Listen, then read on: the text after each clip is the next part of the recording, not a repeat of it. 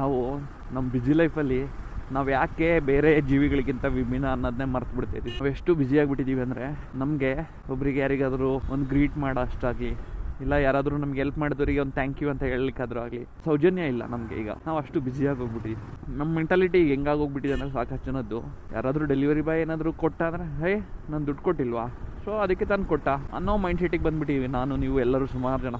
ಯಾಕಂದರೆ ಇದು ನಾವೆಲ್ಲ ನಿಜವಾಗ್ಲೂ ಈ ಥರ ಇಲ್ಲ, ನಮ್ಮ ಬ್ಯುಸಿ ಲೈಫ್ ನಮ್ಗೆ ಹಂಗೆ ಮಾಡಿಸ್ಬಿಟ್ಟಿದೆ. ಆದರೂ ಅಲ್ಲೂ ವರ್ಕ್ ಮಾಡ್ತಾ ಇರೋ ನಮ್ಮ ಥರನೇ ಮನುಷ್ಯರಲ್ವ, ಅವ್ರಿಗೂ ಒಂದು ಕುಟುಂಬ, ಅವ್ರಿಗೂ ಕಷ್ಟ, ಒಂದು ಪ್ರಾಬ್ಲಮ್ಸ್ ಏನೋ ಇರುತ್ತೆ ಅಲ್ವಾ.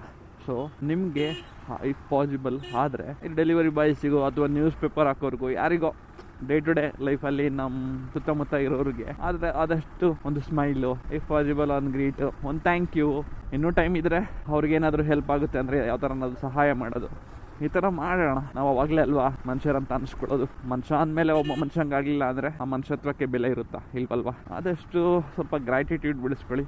ನೀವು ಮಾಡೋ ಸಹಾಯ ನಿಮಗೆ ಏನು ಇಲ್ಲದೇ ಇರ್ಬೋದು, ಬಟ್ ಸಹಾಯ ತಗೊಂಡಿರೋರಿಗೆ ಅದು ದೊಡ್ಡದೇ ಆಗಿರ್ಬೋದಲ್ವಾ. ಬಾಯ್ ಬಾಯ್.